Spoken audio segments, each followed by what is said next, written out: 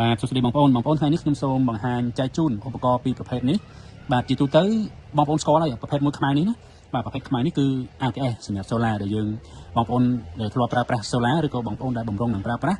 ខ្ញុំជឿថាបងប្អូននឹងស្គាល់ហើយប្រភេទនេះគឺយើងប្រើភ្លើងពីប្រភពបាទប្រភពទី1គឺមកពីភ្លើងរ៉ាត់របស់យើង EDC ប្រភពមួយទៀតនោះគឺយើងមកពី solar ចេញទៅការប្រើប្រាស់រួមនៅក្នុងផ្ទះបងប្អូនដែលធ្លាប់ប្រើប្រាស់ហើយគឺបងប្អូនស្គាល់ហើយប្រភេទនេះប្រភេទថ្មីមួយទៀតនេះបាទវាមានតួនាទីដូចនឹង ATS នេះដូចគ្នាបាទខ្ញុំសូមដកចេញសិនបាទប្រភេទមួយនេះវាមានតួនាទីដូចគ្នា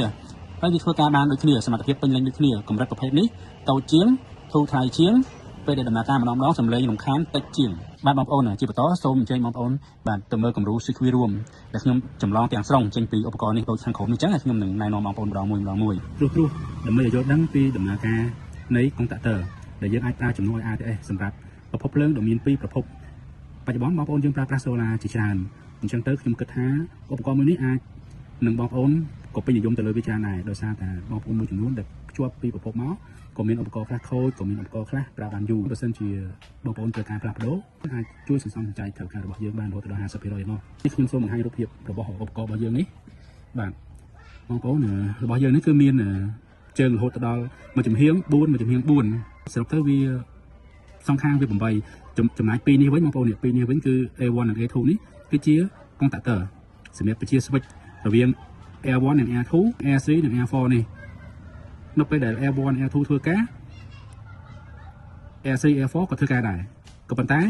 នៅជើងលេខ1លេខ2លេខ3លេខ4នេះអត់ធ្វើការទេអញ្ចឹងមានថា4នេះគឺស្មើនឹង 2NO 2NC បាទវាធ្វើការឆ្លាស់ម្ដងពីរដែលអាចអនុញ្ញាតឲ្យយើងប្រើប្រាស់មានមុខងារដូចជា ATS ដូចគ្នាយើងអាចប្រើបានដោយសារតែ